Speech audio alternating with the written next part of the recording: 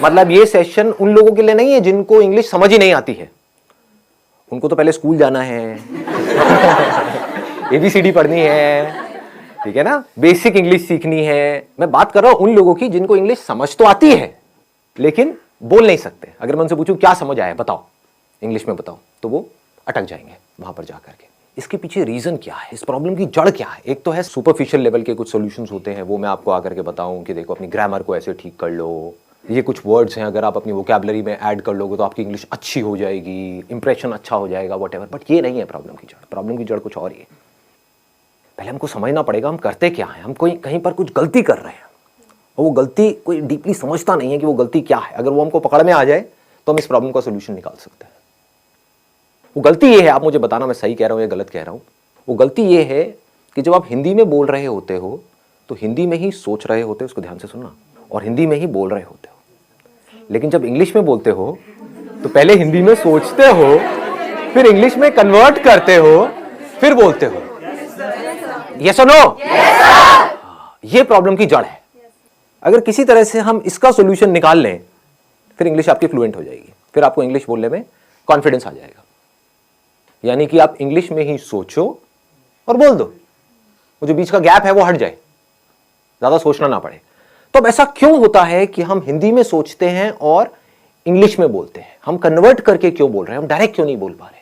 जबकि वर्ड्स हमको पता है कि इसको ट्री बोलते हैं, इसको बॉटल बोलते हैं, इसको संदीप बोलते हैं, व्हाटएवर इट इज, ठीक है, आपको पता है, लेकिन उसको हमको कन्वर्ट क्यों करना पड़ रहा है? क्या जड़ है? आराम से सोचना, जल्दी में एकदम से बोलना मत, आराम से सोच करके बोलना। बताइए। एनवायरमेंट। एनवायरमेंट हमारा ऐसा है, हमारी अपब्रिंगिंग ऐसी है कि बचपन से जो हमारी हैबिट है, habit is the right word, कि हमारी हैबिट पड़ी हुई है हिंदी में सोचने की और हिंदी में बोलने की। तो ये सारा आदतों का खेल है।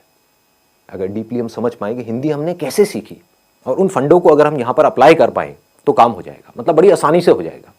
एक है लंबा प्रोसेस कि आप किसी इंस्टीट्यूट में जाओ, वहाँ पर जा करके स्टेप बाय स्टेप सीखो, एक एक करके आपको बताएंगे वर्ब क्या होती है, एडजेक्टिव क्या होता है, नाउन क्या होता है, ये क्या, उसी में आदमी पागल हो जाएगा।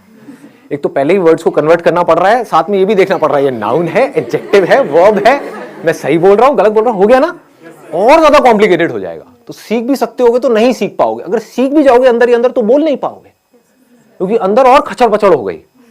मतलब बेसिकली जैसे पानी है ना, वो बहता है कि मतलब कोई रुकावट ना आए, ऐसे वो बहनी चाहिए, उसको फ्लुएंसी बोलते हैं। तो मैं आप लोगों से पूछता हूं कि हिंदी हमने कैसे सीखी? अगर हमको ये समझ आएगा तो हम इंग्लिश को भी सीख सकते हैं और बड़ी जल्दी सीख सकते हैं। क्या आपने पढ़ करके सीखी? मतलब जो स्कूल में हिंदी सिखाई तब आपको हिंदी समझ में आई, या उससे पहले ही आप हिंदी सीख चुके थे? हाँ, जब हिंदी में वो चैप्टर शुरू हुए थे स्कूल में, उससे पहले ही आप कई गालियां सीख चुके थे, बहुत कुछ सीख चुके थे, है ना? हाँ, आप आराम से बात कर पाते थे, अपने आप को एक्सप्रेस कर पाते थे, किसी से कुछ मांगना है मांग लेते थे, व्हाटएवर। तो कैसे सीखी हमने हिंदी? इंटरैक्शन करके। लेकिन इंटरैक्शन, हमें तो हिंदी आती ही नहीं, हम इंटरैक्ट कैसे करें? इंटरैक्शन तो तब होता है जब दोनों लोग दोनों तरफ से इंटरैक्ट करें। तो पहले स्टेप में क्या हुआ था? ऑब्जर्वेशन। एब्सोल्युटली। मतलब हम लोगों को ऑब्जर्व करते रहते थे और कॉपी करते थे, इमिटेट। जैसे नकलची बंदर, आपने एक वर्ड सुना होगा, कभी किसी बंदर के सामने जाओगे, ऐसे ऐसे खुजाओगे, उल्टी सीधी हरकतें करोगे, व्हाटएवर, तो बंदर भी वही करने लग जाएगा।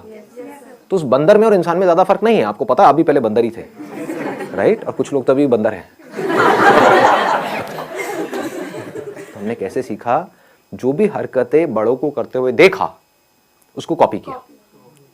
वो बोल रहे हैं तो हमने भी वो बोलने की कोशिश करी, चाहे टूटा फूटा बोला, जैसा मर्जी बोला, लेकिन बोला। उन्होंने कोई अजीब सी हरकतें कर रहे हैं, गुस्सा कर रहे हैं, तो हम भी गुस्सा करना सीख गए, है कि नहीं? हमें पता है कि ये माँ बाप की आपस में लड़ाई हो रही है, बच्चों की ऑब्जर्वेशन बहुत तगड़ी होती है, क्योंकि उनके पास करने के लिए और कुछ होता नहीं है। बैठे बैठे बस देखते रहते हैं, तो बच्चे ऑब्जर्व करते रहते हैं माँ बाप आपस में कैसे लड़ रहे हैं, कैसे माँ लड़ करके अपनी बात मनवा रही है बाप से। तो बच्चा वहां से सीख लेता है, बच्चे को समझ आ जाता है, अच्छा मुझे यही कुछ करना पड़ेगा, ऐसे नहीं मानने वाले, है ना? तो बच्चा टेंट्रम करना सीख जाता है, और फिर उसको वो चीज मिल जाती है तो फिर अगली बार और टेंट्रम करता है, और ऐसे ही हम सीखते हैं। तो कहने का मतलब है, हम हिंदी कैसे सीखे? देखते रहे, समझ नहीं आ रहा था, क्योंकि जब हिंदी आती ही नहीं तो समझ कैसे आएगी? बट धीरे धीरे हम ऑब्जर्व करते रहे, समझते रहे कि जब ये इस तरह के वर्ड्स मुंह से निकलते हैं किसी के, तो उसके बाद में एक्शन क्या होता है, उसके साथ में क्या जुड़ा हुआ है। टॉय, तो इमीडिएटली हमको समझ आया इसको टॉय बोलते हैं, है ना। तो वहां पर बहुत सारी कंफ्यूजन भी होती है बच्चों के अंदर, क्योंकि वो कई बार गाड़ी को भी टॉय बोल देते हैं। क्यों? क्योंकि अभी क्लियर नहीं हुआ है कि टॉय क्या है। लेकिन फिर क्या हुआ, धीरे धीरे उन्होंने बोलना शुरू किया, गलतियां करी, करते करते करते करते करते करते एफर्टलेसली कम्युनिकेशन होने लग गया, इंटरेक्शन होने लग गया।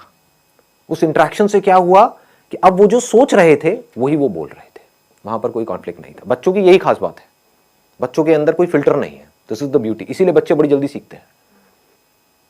तो पहला स्टेप हमको पकड़ में आ गया, ऑब्जर्वेशन। दूसरा है प्रैक्टिस।